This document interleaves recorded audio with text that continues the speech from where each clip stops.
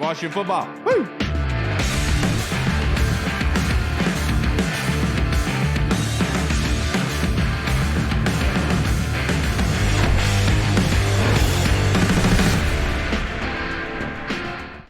Hello, everybody, and welcome to the Burgundy Zone. I am your host, Kyle, and I'm joined by my two co-hosts, Michael Hall and Michael Reed. The Burgundy Zone is a part of the Frederick Podcast Network. You can find out more by going to www.listenfrederick.com. It is a very cold, windy Monday. It's chilly, but we're going to bring in one of the hottest beat writers of the Washington Commanders, Mr. Michael Phillips of the Richmond Times-Dispatch. How are you doing this Monday evening, sir?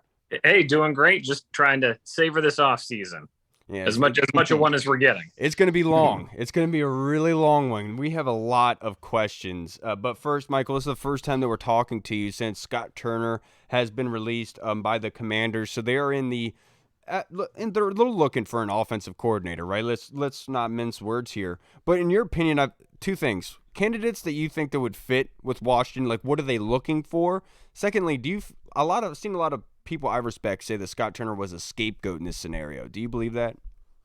Well, to the extent that I don't know that anybody could have been successful this year with Carson Wentz and the rotating cast that they had. But I think it was deserved. I mean, look, let's boil this down to what it was. They needed to beat either the New York Giants or the Cleveland Browns at home to make the playoffs. And look, you tee that up any time of year you want. Mid-January, mid-July, May, November. You give that scenario to a coach, they better get the job done. And they didn't get the job done. Look, those were both winnable football games, and I think that's what sticks. You know, is ultimately, look, all they had to do was either beat the Giants or beat the Browns and do it at home. And you know, they didn't get the job done either time. And so it's hard to say that any firings would be unmerited at this point, given that situation and that outcome. Have you heard, I heard something on Twitter today, obviously it's just Twitter, so you got to take it with a grain of salt, that Scott Turner was not welcoming of the Carson Wentz decision. Have you heard anything like that? You know, obviously there was a lot of reporting around the Carson Wentz decision, ESPN's, that seems like a Dan decision. Ron's, I was the one in the room. Martin Mayhew's comments about him. It's always here's what I've been thinking about. It's a copycat league. Everybody knows that, but these guys just seem to always be one move behind, right? Like Matt Stafford wins the Super Bowl and we got to go get a veteran quarterback. It doesn't matter how much it costs. Now you're looking at run games winning in the league, and you're looking at young quarterbacks on rookie deals winning. Now we got to stick with Sam Howell. We got to win with a rookie quarterback. I would just love for once them to be ahead of the curve and to set the tone as opposed to always responding to it. With Carson Wentz, I don't know that a lot of people loved that trade when it happened. I think a lot of people tolerated it and said, all right, well, if that's the best we can do, that's the best we can do. But I mean, even in retrospect, I don't know that anybody thought that's the answer. Right. Yeah, imagine being an offensive coordinator and like your job's already a little iffy, and all of a sudden your coach is like, "Hey, we're gonna bring you Carson Wentz. All right, this is what you got to do." Now you'd be like, "All right, I might as well just go look for another job after the season." But is there any stadium updates? Is there anything? I know that the stadium situation is a big deal that has to do with the owners, the situation going on. You got any updates for us on that? Yeah, I think it's going to heat up pretty quickly here once we have an owner. And I mean, look, the update on the owner is the NFL really wants it done at that league meeting. I think it's March 25th. I might be off by a couple of days on the exact date, but it's the last week of March. The whole league's together. That's when business gets done. It would be early enough that the new owner would have a full runway going into the new league year. And so, yeah, if the deal gets done late March, new owner takes over, I got to think that's it. That's priority number one between March and kickoff, and all due respect to the on the field product and whatever other issues there are. Like, there's a lot of people who agree with you, Michael. I think they're going full steam on the stadium. Look, let's just say this: 27's out of play at this point. So you're not even dealing in timetables right now in terms of like when you can get it open as quickly as you can build it. I think DC is going to come to the table. Maryland, Virginia are already at the table. I think it's really going to open up some new possibilities for whoever this new owner is. And speaking of the owners, it was reported from AJ Perez that Jeff Bezos did not put in a bid early on. Is there any truth to that? Do you think that this is just a tactic of his that could possibly come in at a later date, or do you think Snyder really won't sell to him? Right. So the Jeff Bezos thing is fascinating because it feels like if Jeff Bezos wants to own the Washington Commanders, like he will in the end, like it just feels like any obstacles are movable obstacles for Jeff Bezos. He has been to space in his own rocket ship that he built. It feels like if he wants to own the Washington Commanders, there's no scenario where he doesn't in the end. His ex-wife divorced him and is still the richest woman in the world right now. Like, they're like 1 and 2 now post-divorce. It's absurd. That said, if he, I don't see why he would need to participate in a bidding process, so to speak, if he were. But I don't know that there's been any definitive smoke signal that this is his true heart's desire, or this is what he's after.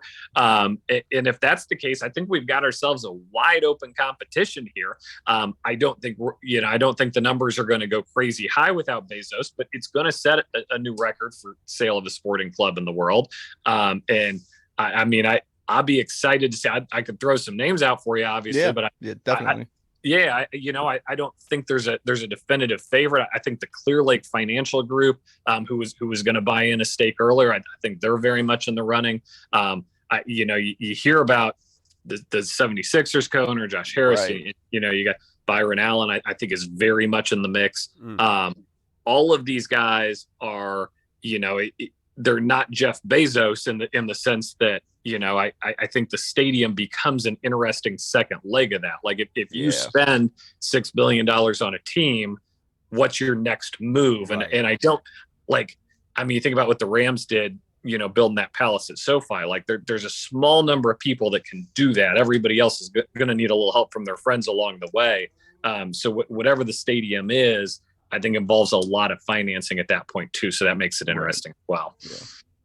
Man, so you're telling me there's no space stadium coming to DC sometime soon, right? Yeah. Amazon Field might be out of the question. Table now, man. I'll credit my guy John Kime. He said, "Man, that's rough for Antonio Gibson because all you hear is about how he's good in space." Touche, John. Yeah. Jumping back to the Scott Turner thing and the new offensive coordinator, what are the names kind of being floated around that are possible candidates for the job? And to elaborate on that, Michael, do you think that they're going to go towards the younger mindset kind of head coach? Darrell Bevell has been out there, or do you think they're going to go down like the Norv Turner system, or maybe Andy Reid? Yeah, I think you're getting somebody who knows Ron at this juncture of the game, and that's not a lock. I think it's a tough sell for a young up and comer to say, come here to a place where, with all due respect to Sam Howell, you don't know that you have an elite quarterback, and you don't know that the coach is going to be here after this year because of the ownership thing. That's a tough sell. I think it's going to be somebody who ties to Ron Rivera, and I think that's where all the speculation has been. You hear about like Mike Shula. Would he come back? A guy who's worked with Ron before. Dream scenario, sure. Eric Bieniemy comes out here and he doesn't get a head coaching gig in this cycle. If Ron gets a call from his old friend Andy says, "Look, my guy can't get a head coaching job without calling plays. Can you let him call plays for a year?" Are we dreaming? Sure, but I mean, how much fun would that be? Yeah. The other problem there, if you're Ron, is you're almost hiring your successor if it goes well, and nobody wants that either. Exactly, and I can understand why they'd go down that route. I know Pat Shurmur is another name, but obviously Eric Bieniemy would be a great one. But let's bring this back to on the field, Michael. Daron Paynes' future is up in the air right now. We don't exactly know. What do you think is going to happen with Daron Payne based on what this coaching staff, this organization feels about him? That's a lot of money to invest purely on the defensive line. How do you think it shapes out? I got a real franchise tag vibe on this one. And for a long time, you didn't give defensive tackles franchise tags because you got to pay them pass rusher money. Well, 10.5 sacks speaks for itself, man. 11.5 sacks. I'm not even keeping track at this point. Somehow I had another sack while I was talking. The dude produces, and there aren't enough defensive tackles in free agency to satisfy everybody. Like, that's a good situation for Daron Payne to be in. I think franchise tag is probably, if it comes in at 21 million, which I don't think is outrageous at this point. I think he gets 21 or 20 a year on the open market. Like I think he gets that. And so you say, hey, why go long term when we don't know? Like, could you even get authorized to give him a long term deal? I don't know the answer to that. Like, is Dan's not cutting a big signing bonus check right now. Like, maybe you franchise tag him and you tell him, hey, once the dust clears in May, we really do want to talk to you about a long term something. We just can't get it across the finish line right now. But there's a lot of complications there. It wouldn't surprise me at all if they franchise tag him to keep him in the building until they can do something. Right. And speaking of the offseason and salary cap situations, who do you think ends up possibly being a cap casualty? What are some names? Yeah, I think, I'd probably start with Charles Leno. I know, like, that was a tough end of the season there. Like, yeah. Here's a guy who's like still getting celebrated, might be Walter Payton Man of the Year, like, and is very deserving of that. But also, like, he faded down the stretch, man. He was faded. He was Kayvon Thibodeau. It's tough to go into a season there with that as your your number one option left tackle. And there's some money being spent there. I'm very curious that, where they go with Curtis Samuel. I think that's an interesting question. He was so good this year, that could lead you to say, why don't we lock that up? You can make a team friendly deal where you kick it down the road, but he was also injured for that whole year. The team's got more inside info on that than we do. I think that will be a fascinating thing to watch play out. I think this is a team that's going to be under the cap far more likely than up against the cap or over the cap. I think any spending that happens will be on the offensive line. I think everybody sees that from a distance. If they can land a linebacker, a middle linebacker, they will. But I think we're all looking at the big numbers beyond the offensive line. But I think they're in a really favorable cap space, and I don't think there's going to need to be a lot of creative accounting to get them where they need to be. Yeah, and to kind of piggyback off that, what would be number one on your to-do list for this team going into the offseason? Yeah, take a wild guess. Offensive line. We did. Look, if you can get a quarterback, get a quarterback. But, if offensive line is so important to this team right now, and they're paying the price for letting Trent Williams and Brandon Sheriff walk over the last couple of years. And I was wrong on that when I said let Brandon Sheriff walk. Turned out to be the wrong decision, man. There wasn't that cohesion this year. There wasn't that what we're used to seeing this year. I think we all took for granted that the coaching was so good there with Matsko that they'd be all right with spare parts. And I think it was one too many spare parts this year. So I wouldn't be surprised to see him spend big there. I see some people wanting a tight end. I don't know. I think Logan Thomas bounces back. There's obviously always going to be injury concern there at that age, that amount of play. But he was hampered by the ACL for most of the year. So I would say I'm not too concerned at that position. More it's the NFC East. You look around, more depth at cornerback will never hurt you. That's a position where you just can't have enough good players, especially if you can get somebody. Real fast, was the tight end position not the most disappointing for you this season, aside from the offensive line, probably? Because, remember during camp, all the talk was about these young tight ends and how good they were doing, and then nothing. It was disappointing, and they had a coaching change too. And so I'd be curious what Ron thinks of how that went. And, they all spoke so highly of Pete Hainer, who left the building. I'd be curious if that didn't play a role in it, and what they do to shore that up in the next year. But it's a good observation for sure. Michael, to wrap this up, I only have a couple more questions for you, so you don't have to hold your phone up anymore. I promise. You made a tweet last week thanking Taylor Heineke. I did something similar. What is your opinion of Taylor Heineke? Do you think that he is eyeing the door out because Scott Turner left as well? Now, if he does leave, what do you think Washington does with the backup quarterback position, like a veteran down the line? What do you think?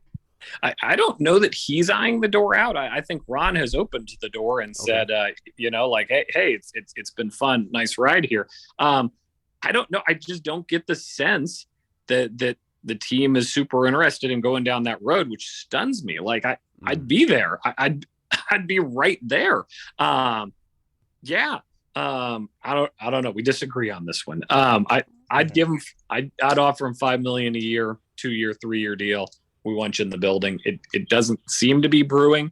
I hope they can work something out. I hope it's just deployed. The question is, are they playing the market? Is there the chance that the Taylor Heineke market just doesn't develop or fizzles or whatever it is, and you can bring him back for cheap in the end? I'm not sure what the word is. They had Jake Fromm around. I don't think they were ever close to even considering activating Jake Fromm or having him on game day. But you need 3. Everybody knows you need 3 in the NFL now. And so you're at 1 right now with Howell. So that's certainly part of the intrigue on the offseason here is even if you go get somebody, it still only puts you at 2. You're still 1 away. So we'll be watching that real closely at the Senior Bowl, obviously, who they have an eye on, who they're going after. Not to say they'll use the first round draft pick on a quarterback, but the notion of them drafting a quarterback, I don't think is outrageous at this point. I agree with you. And you kind of talked about it briefly, but I do want you to kind of go into detail with your thought process here. With free agency coming up, I've thought that this was going to be a meat and potatoes kind of offseason where not the glamour positions, but they're going to get you the depth that you need in those big, important positions. So based on the ownership change, based on where this team is right now, do you expect them to be kind of cold during free agency? Yeah, and that follows the trend of recent years anyway, that they haven't been, smoking hot out of the gate. The other thing is by the time we get to free agency, we might be closer to knowing who the owner is, and we might be closer to resolution on that. So not to suggest that changes everything, but it at least changes some things. If you can have that, if the owner knows he's going to buy the team and they're just ironing out the final details, will he be involved? Will he get in Rivera's ear? Will he authorize, some deferred spending? I got to think you spend $6 billion on a football team, you're not doing it to watch. You're doing it to play. And I would not be surprised at all if there ends up being a big splash signing or two to announce like, hey, we're new in town and we brought our checkbook. All right. And that being said, in order and ranking, Lamar. Can you guys let me go? The last question I have for you, Michael, in order and ranking of realistic possibility, Washington signs Derek Carr after being released. Washington trades for Lamar Jackson, and Taylor Heineke returns as the backup quarterback. What, my preference or how likely they're to happen? Realistic possibility. Yeah, Heineke's one, obviously. That's the most likely is that he comes back. I don't know that Ron can sell the fan base on. I look at how much I spent on Derek Carr. Don't know that he could do that at this juncture. Let me put Lamar on the board at 2. Look, that's a slam dunk. Everybody would love a Lamar move. Like, nothing more to say about that. Like Lamar in DC, man, people lose their minds. Ravens would have loved him this weekend. Oh boy. Can I put Tom Brady on the board at 3? Yes. Yeah, of course. Yeah. Like, I don't think there's a 7% chance of it happening. But I don't think there's a 0% chance of it happening. Like, I think the Niners just make way too much sense for him being from there. And we don't get he's going to leave Tampa. The Niners are so good. Kyle Shanahan's so good. Like, I think that's where he wants to be. But if that were to fall through, like, I don't know that there's a lot of definitively better places to be than Washington, new ownership, these receivers, this defense. Like, I think there's a sales pitch there that could land. I'm right there with you. And I think the one thing that Tom had said is he wanted to be closer to his children wherever he goes. Oh, he's close enough with his one son. Michael, I can't thank you enough for joining us, brother. This has been a great time. You seen those pictures? I don't know. It's weird to me. Yes, we know what you're talking about. Okay, all right. Michael, have a good night, brother. I appreciate it as always. Take care, guys. Have a good one, Michael. Man, we just got some great stuff from Phillips. Yeah. We did. Oh, yeah. A lot of info. Stadium in space. A lot of info to digest. Yeah. Well, first off, the one thing he talked about is that the NFL, and he said this pretty confidently, that the NFL is eyeing the new ownership being transitioned over by the owners' meeting in March, which is monumental because a lot of us talked about this being a 6 to 7 month process, possibly being in May or April or something like that. The fact the NFL is pressuring this to say, look, it's here, get it done by March, I think that's a game changer. Sean Payton, Texans, just got the update. Wait, really?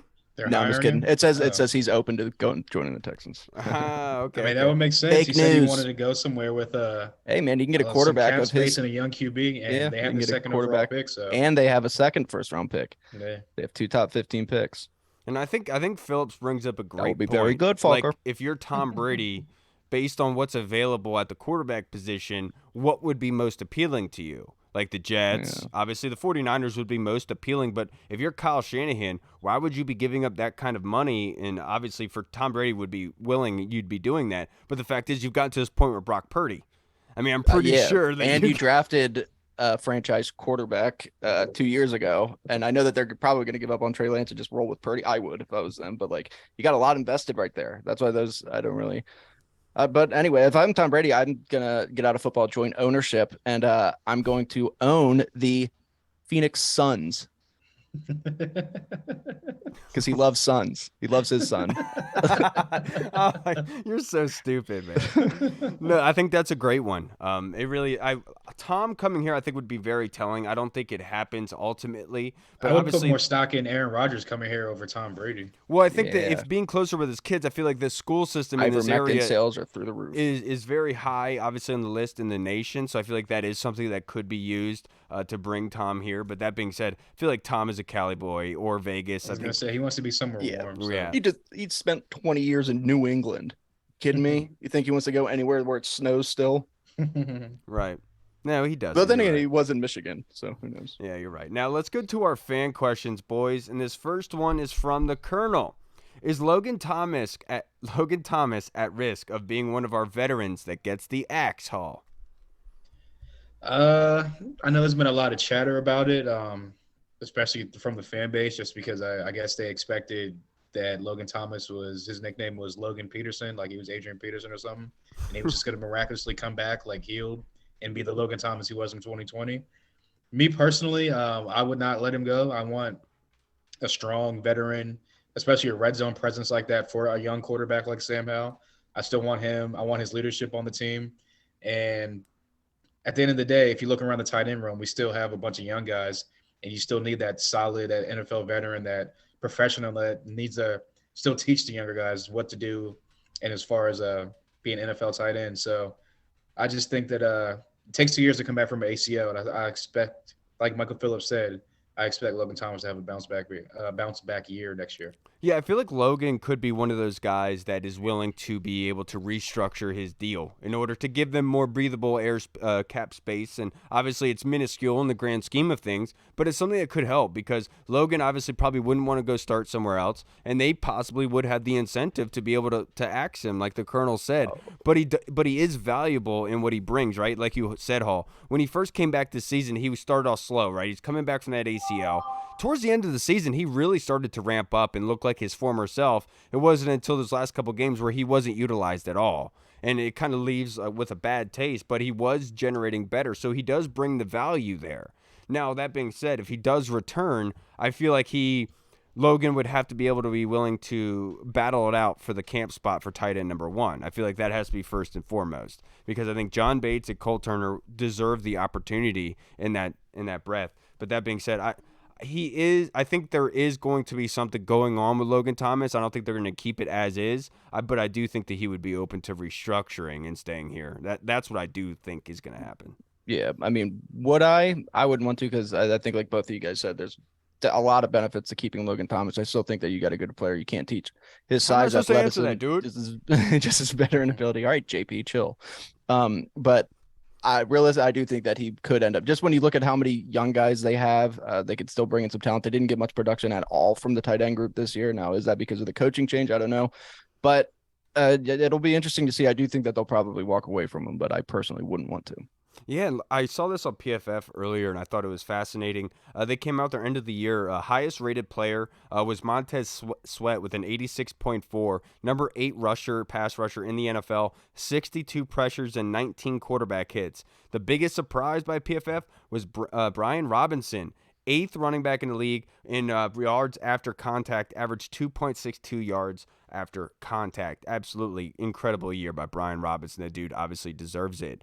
Now, this next question from the Colonel read: This article is just one of many quarterback rumors circulating. Do you put any weight on any of the rumors yet? This one is that Tom Brady could go to the 49ers. Would we trade for Trey Lance?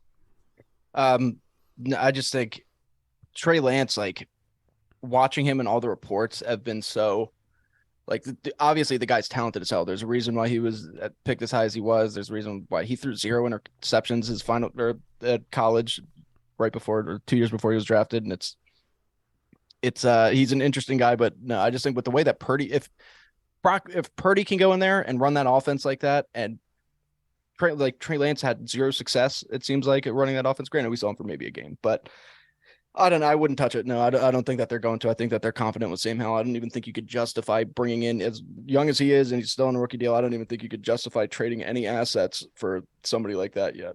So no, I don't put any stock in it. I would put some stock into it if it is legit and Tom actually does sign there, because it creates an issue for San Francisco, right? And with Trey Lance, the big issue with them trading him away is admitting defeat, that they traded a bunch of assets in order to go get this guy, and it turned out to be a flaming embarrassment. And that's also, real fast, that's going to cause a rift, too, because reports were, when that happened, that Kyle Shanahan didn't want to do that. That was all John Lynch that made that deal. So Kyle Shanahan's going to be like, told you, dude, let me run football. Right, and that would make sense.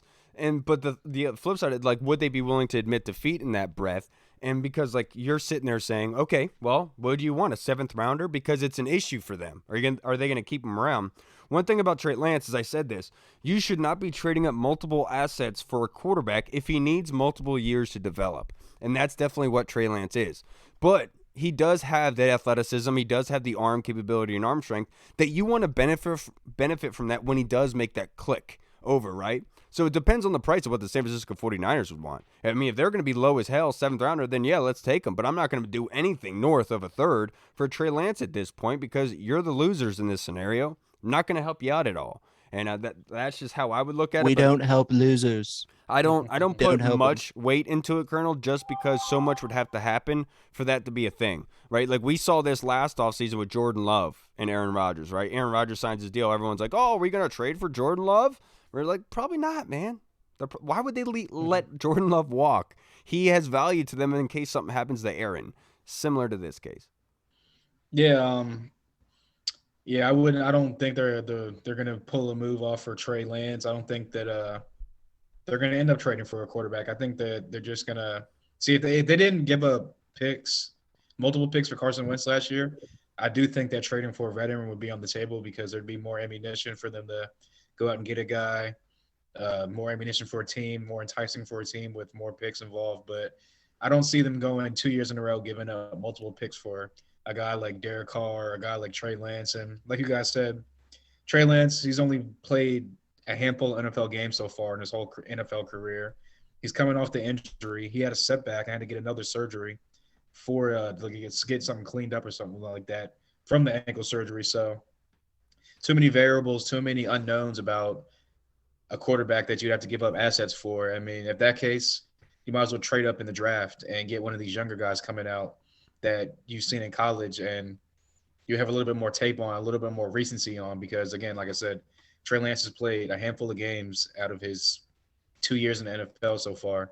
And at the end of the day, Brock Purdy is out there putting up numbers that they thought Trey Lance was going to put up. Yeah. So if anything, I think that they roll with a guy like Brock Purdy on a super, super, super cheap deal, and they just build the team out even more around him.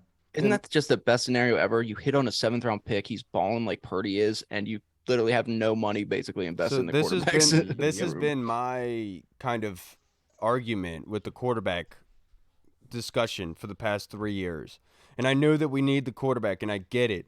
But, like, building up a team good enough to the point where you can have somebody come in there and an ambitious quarterback take it over and be able to do something with it. And that's what I've wanted. A lot easier said than done, though. Well, I understand that. Of course. But it takes time to build it, which is what the 49ers have been doing. They've been slowly, quietly building all these players. It's also Kyle Shanahan is like, I mean, they were in the Super Bowl 2 years ago. Right, and Kyle Shanahan being the obviously a play caller, has done an incredible good job. I mean, is different in that breath, and I understand that. But this is what I kind of mean is you're kind of. I mean, look at the Eagles. That's like the ideal situation. Right. Yeah, right. And because I've always said the Cowboys too with Dak. I mean, And Yeah. that's what I've always said is that in the NFL, you have to get lucky to get a franchise quarterback, my personal opinion. Yeah. And obviously that comes down to the Bengals getting him and Joe Burrow and everything, Josh Allen trading up for him. But it's like you have to be in that position of being lucky. It doesn't matter if it's the 5th, 4th, or the 1st. You just have to be lucky in the sense that you're not going too far overboard in order to achieve it, in my personal opinion. It can be, but then like you look at the AFC right now and like Trevor Lawrence, Joe Burrow, Josh Allen, Patrick Mahomes. Those are the 4 quarterbacks left. And like all those guys are first round picks. They're all people that they took flyers on. And those are the best quarterbacks in the NFL right now. But if you look at you can look at their coaches and be like, that's what I'm saying. Right. So that like those guys are also, they're not Mac Jones. They're not like, these guys are like legitimate freaks of nature for whatever reason. Joe Burrow's mentality, the way he studies the game, his accuracy, Trevor Lawrence and Josh Allen's skill set, Patrick Mahomes is just on a different level. Like so much goes into it. And it's crazy. Like how, I don't know. I don't even know what I'm saying at this point. You know, this is hysterical. Now this next question is from our Discord chat server from Brandon Reinbold, Meese21. Appreciate you, brother. Who's your biggest surprise roster cut and who's your biggest surprise free agent signing? Roster cut. I'd probably say Charles Leno just because, I mean, yes, he had like the back half of the season, the last couple of games on the stretch. He definitely was not at his best, but he hasn't missed a game since he signed here. And I just think that it's hard to come by a solid, consistent left tackle in the league. But obviously they can draft a young left tackle that hopefully can be a plug-and-play type of guy. But it would be a surprise if they let a guy like Charles Leno go. Well, Charles Leno go just because of what he means on the field as far as consistency and being on the field. Or it's already a depleted offensive line, so you'd be almost basically rebuilding the whole offensive line.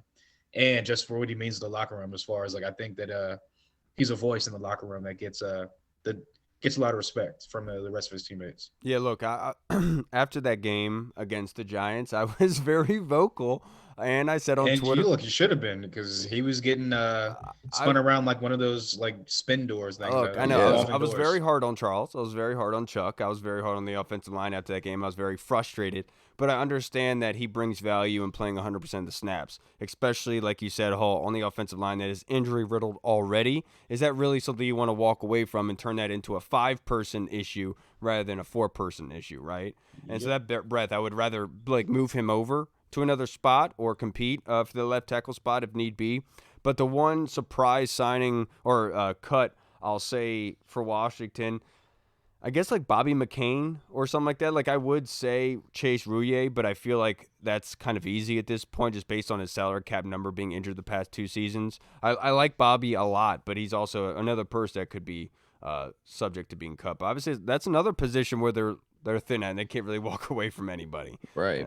And that's why, like, when people talk about them cutting Kendall Fuller, I'm like, but you don't have anybody behind him and Benjamin St-Juste. Like, if anything, you need another one on top of Kendall Fuller. But, I don't know. I would probably go Leno, too. I know we all talked about, like, improving offensive line, but Leno had never really been mentioned among the cuts necessarily until I heard Phillips say that. I like that. And I think it's a surprise free agent. I'm just going to go with the best offensive tackle that should be out there if he's there, and that would be Orlando Brown Jr. Will it happen? Probably not, because why would he want to leave the Chiefs? At the same time, Chiefs might not have the money to re-sign him because he's going to want a huge contract.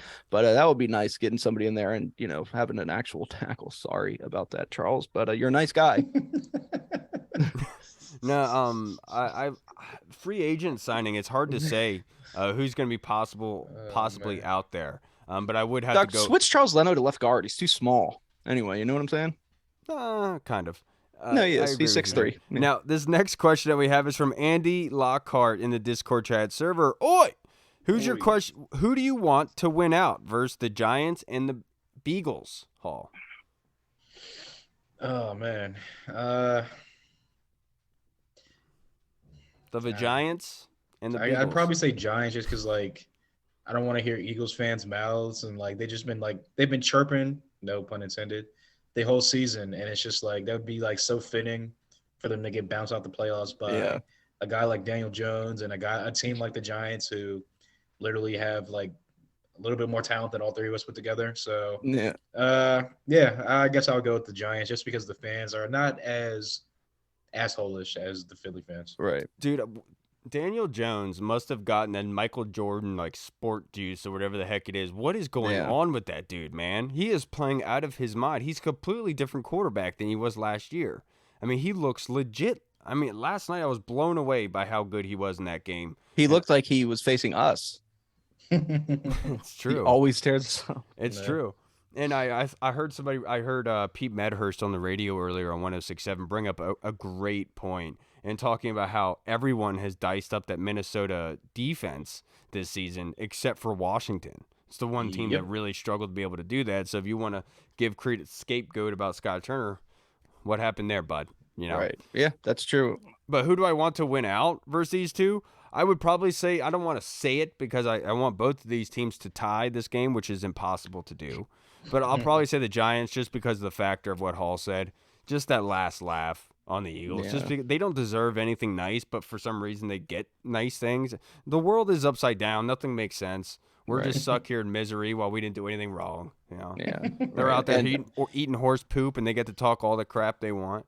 Right. Yeah. And I mean, one of my best friends, Nick Navarro, is a diehard Eagles fan. And it bugs me because I want you to fail. Yeah. I just, because I just don't want it. I don't want to have to go into an off season again, hearing about how some guy started eating horse shit because his team won the Super Bowl. Like, these are savages. They don't deserve it.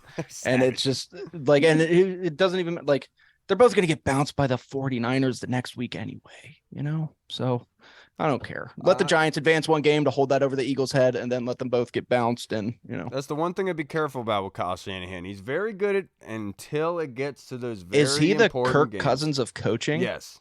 He has, at least he's made a couple. Dude, when we faced Minnesota earlier this year, I was like really impressed by Kirk because that was the quarterback that we wanted to grow here. Like in that game against us, he was lights out. Everything he was getting hit and was throwing great balls, knowing he was dropping dimes. Right, and knowing guys were in his face like Reed on the weekend. And he was just guys throwing all over my face. Yeah, just throwing dimes in there like the balls cop left down and in, right. like the cop down in Tennessee.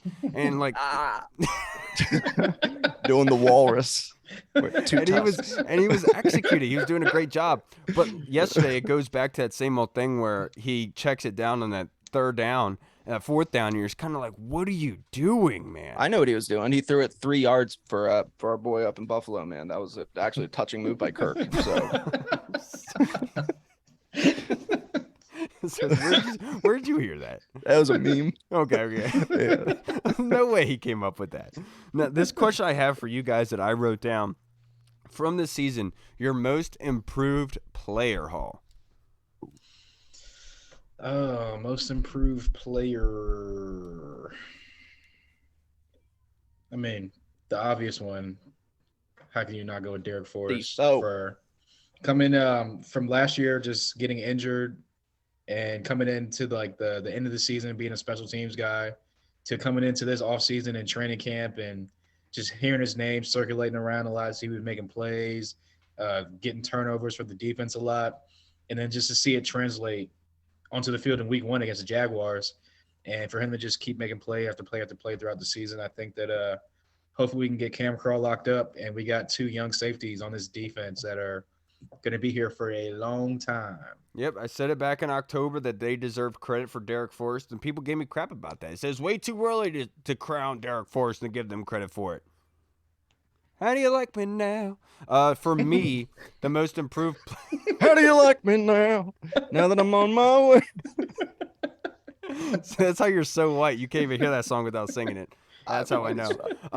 For me, the most. I've never even heard that song, so that just shows how black I am. It's a country song. You're liking. You're lying, dude. I've never heard that song one day in my life. How do you like me now? You heard it twice today. For the easy, I think the person that deserves this accolade is Curtis Samuel, based on how he played last season. A lot of talk was said about him, and he was crucial this season. A lot of pivotal 4th downs, situations where we needed points of yardage, and Curtis Samuel came up huge for us. But for me personally, it's Jamin Davis.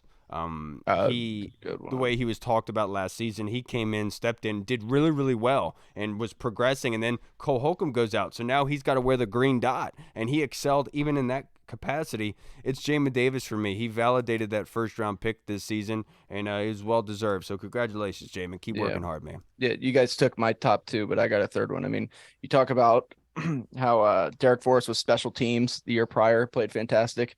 Jamin Davis was special ed prior. It ended up playing fantastic this year.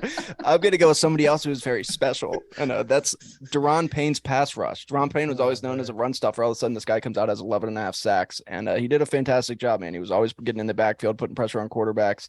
And he did continue to do a good job against the run. So Daron Payne's play, putting him near an elite level, is what did it for me. Why, man? Because Jamin sucked as rookie. Like, come on. Why, man? Now, he was fantastic. This Oh, next man. question is from Tim Towner. Barkley looked really good yesterday, but it has been 2 years since he had his ACL. Joey Bosa as well seems to have taken 2 years to come back to form. I'm hopeful that Chase Young will follow his path, but have doubts with regards to Logan Thomas. What say you? $8.675 million cap if released. Before June 1st, it'd be $3.5 million of dead cap hit. If released post June 1st, it'd be over $1 million in dead cap hit. So what are you doing? Yeah, kind of hit on it earlier. I'm keeping him just because of how young the tight ends are in the room already. He's probably, outside of Cole Turner, probably the best red zone target out of the bunch. Obviously, Bates is a more of a blocking guy. He can catch the ball if he wants to in space, but he's not really the catch it and get yak type of tight end. And you saw with Logan Thomas kind of coming on towards the end of the season, kind of looking like back to almost like his old self as far as just getting open in the middle of the field. So I would bring him back personally, but as far as Chase Young goes, I think that he's going to have a bounce back year as well. I think that I just think that I liked what I saw towards the end of the season from Chase Young as well. And I think that an off season of being able to work on your technique and build your game up as opposed to building your knee up and rehabbing is going to do wonders for him. I think Ryan Kerrigan being around still on the coaching staff is going to do wonders for him. And hopefully if both those guys are still here, they have bounce back years. But again, I can see the business side of it where you do make a move and cut a guy like Logan Thomas as well.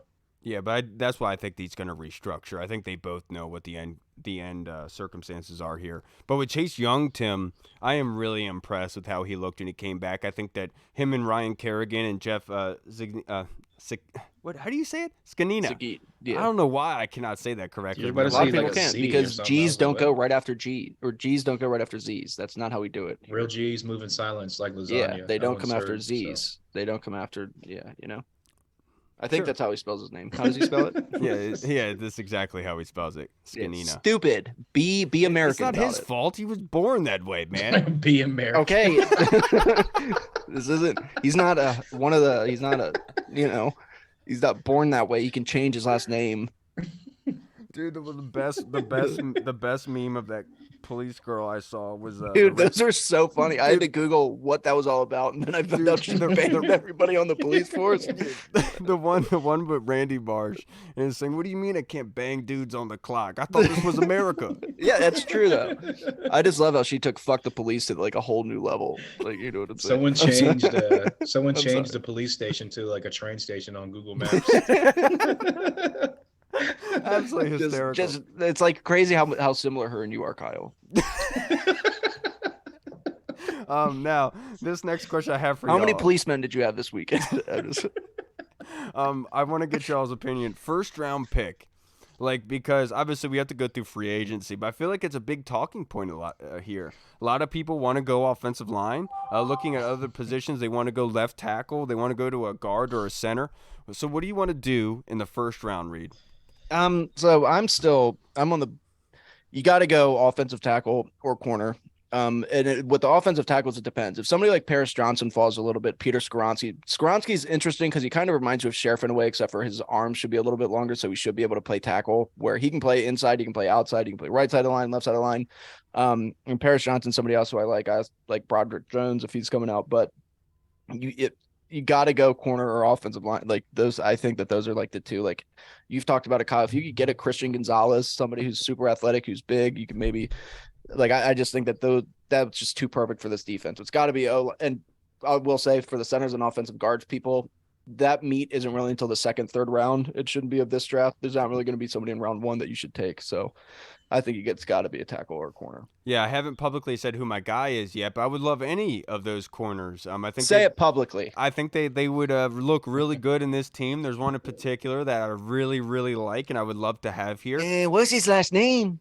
And so, and so I would. I think the lockdown corner is exactly where we need to go. But obviously, it's all based on who's available, right? Because there could obviously be a lot of corners taken in the first round before Washington gets there. So you don't want to just pick a corner because you have to. And I feel the same way about a tackle. Like I saw a lot of people talk about Paris Johnson. I haven't done any film breakdowns on him yet. But I'll go and look, and I think that maybe he will be somebody, but I'm concerned that we're just taking a tackle to take one in the first. Like, you have to make sure that it's a first-round grade player. Like, I want to get the best value possible, because that's the good thing about this team at the moment, is that you do have pieces, you do need to upgrade, but you can choose multiple spots at what has the most value. And I think at that spot at 16 is where you're going to have corner. So in the first round, I'm going to go corner. I want a lockdown guy, because I feel like this defense needs the press man, single man coverage to be able to allow this D-line to get after the quarterback. A lot of times this season, especially against Daniel Jones, they played off and it allowed their wide receivers to run quick games, and Daniel Jones was picking us apart all the way down the field, and we have to come up with a remedy to stop that, and the one way in being able to do that is press man coverage. Hey, who's your man? Who is it? Is it? I'm trying to make our cornerback room like the UN. You know what I'm saying? Have a Canadian, a Mexican, Christian Gonzalez. Maybe drop a white in there. Bring back Troy Apke, Riley Moss. He's a Bronco. He's a Bronco. Can you please go? I'm trying. Somebody said that. Somebody said in our YouTube comments that you should be doing the Jordan Peterson voice more often. Somebody said that? Yeah. Where would we be without men? No, but in the first round, what position you want to go with? There's a rat hole. Hall, did you go for this first, or was it Reed? I can't remember now. I went first. The racism just ruined everything. Racism. Oh, come on. That was putting respect. Race jokes are so faux pas, player. You got to get that out of your system. It's 2023. Anyway, yeah. These damn Indians. Huh? I'm just kidding. I'm joking. I'm sorry. First round pick, Hall. Who are you going? What are you feeling? Or did you already answer? No, I didn't go. Yeah, I'm gonna probably go at the cornerback position. I think that just adding more young, top talented cornerbacks, like a guy like Christian Gonzalez, a guy like Joey Porter Jr., or Ringo from Georgia. Those three. Cam like Smith is another guy. Cam really Smith good. from South Carolina as well. I'm I think Clark that Phillips in round 2. Yeah, if you get another young cornerback to go with a guy like Cam Curl, who's young, a guy like Derek Forrest, who's young, you got Benjamin St. Juste, who's young as well, and you get another young top elite or top tier corner in there as well. You got a really young secondary that you can build off of. You can keep around for years and years to come. And yeah, I think that a cornerback, and obviously you need cornerback depth as well. So Joey Porter Jr. Yeah, the one thing I know, I've seen a lot of people talk about Skowronski, and I did a film breakdown on him. Skowronski, sorry. Skowronski. He sounds like he'd be playing for Chicago. Skowronski. Hey, Skowronski. That wasn't Chicago. That was Monsters Inc. I think. I don't know what that is. No. Skowronski, it's ready. Who's that old woman? Yeah, but with Skowronski, like you talked about his arms, and that was very evident. But when you looked at Brandon Sheriff in college, when he was at Iowa, he literally was like looking for people to bang out. Like he would like read on the weekend. Are you talking about Bill Cosby or Brandon Sheriff? What are you? I tried to give myself my own pitch for like the dig at you, and it just made it even worse. I'm sorry, everybody. This episode is Brandon horrible. Sheriff, as far as we know, has not. But done basically, that to anybody. When you watch Brandon Sheriff's film at Iowa, he was very violent. He was very aggressive. Jesus Christ. You're making him sound like the worst person ever. No, Looking for on the people to bang football out, field, he's dude. violent, he's aggressive. Dude, when you watch his film and tape at Iowa, he Looking for guys played. to bang out. Yeah. He was looking for people to bang out, dude. I'm not Violence, kidding. frustration, and He was restraining And so men. And, with Skaronski, it's Not not allowed up to to do in the, Iowa, so I understand. Right. yeah, But what with the hell's going Skaronski, on out there? it's not up to that level. Like, he's not as dominant as Sheriff was at Iowa. He's And very that's- versatile. And though. that's I understand it, but the one thing I will say is I think Skaronski's going to be a guard at the next level. I don't think he's going to be playing tackle. He reminds me of Sheriff. There's very few guys that are play tackle in that college that actually can play tackle in the pros, just because there's a speed and element strength to it that only a certain amount of people can actually have possessed that. Obviously, Charles Leno has done an alright, pretty good job so far. But I feel like Skaronski's going to be more like the guard type, and a lot of people are looking at him as the left tackle to plug in there, and that's not going to be the case. You're looking at a starter, which obviously is what we need, but I think the drop-off between the 4 top DBs and the drop-off between linemen and, like, the guys in the second-round linemen is not that much as it is with the corner, where the drop-off is drastic, in my personal opinion. It sucks, too, because the one tackle that you wanted in this draft that was tearing it up, Olu Fashanu from Penn State, ended up going back to school, so you got to wait a year for him, but that dude was incredible. He's a local kid, too. He's from Maryland or D.C., and it just sucks. His name sounds like a sneeze. I don't know. It sounds like All right, everybody, that's going to wrap us up for this episode. We'll see you guys again on Thursday. Again, I apologize for all the stupid laughter here. Not really. It's been a long day. Yeah, it's been a long day. We need it. You know, it's going to be a long off season with all these mock drafts and everyone yelling at this regime because they're stupid because Brian Daboll won a playoff game. I get it. I can't wait for them to be like, when they pick their first round pick, to be like, this is the worst first round pick ever. At least they don't know what they're doing. And Like then they did with Dotson. yeah, and then after the first game, be like, oh my God, what a great pick. That's knew my he was gonna dog. be a I've always stud. loved I Dotson. knew it. That's my dude. There's a lot of people who made fun of the Dotson pick when we did. Yep. There was a whole lot of And then people who as soon took as credit they for it saw and one hated video on of him in training camp, they were like, oh my God, he's going to be the best receiver ever. Oh my God. Yeah. No, we don't remember what happened between April and June, though, apparently. All right, everybody, that's going to wrap us up for this episode. That's Really, when Brandon Sheriff was on his mean streak, if you know what I'm saying. He went on before he left town. was he the that dude. Sasquatch? He was probably, maybe that's the Sasquatch with Jesse.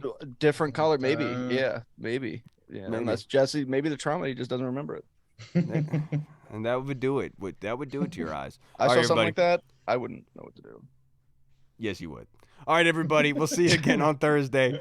It's been a great episode. All right, everybody. I'm Kyle. I'm whole.